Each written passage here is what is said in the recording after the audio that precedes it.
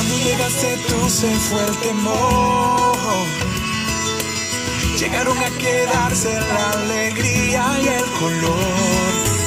Cuando no estabas tú todo en mi mundo iba peor. Gramo de esperanza de que todo irá mejor.